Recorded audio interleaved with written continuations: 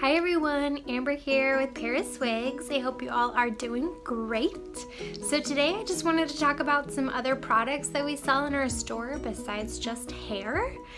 Things to help take care of your wigs or hair pieces. So first I'm going to show you some shampoo.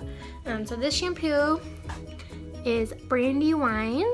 It's definitely a product we love. It's for synthetic wigs, but you can use it for your natural hair too. But it's designed for synthetic fibers. So one thing to remember is you don't want to use normal human hair shampoo or conditioner or hairspray, ladies, on your synthetic wigs. It does eat at the fiber. So I have a synthetic conditioner here too, same company, Brandywine. We carry these in our store, so if you need them, stop on by and grab some. These are $8 each. You want to wash your wig in your sink like a delicate.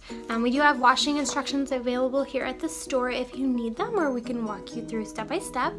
But basically you fill your sink up with water, put a teaspoon of shampoo in, switch your wig around, rinse her out. Make sure you're using cold water the whole time. Heat is what damages synthetic fibers, so make sure you're using cold water. Can't stress that enough.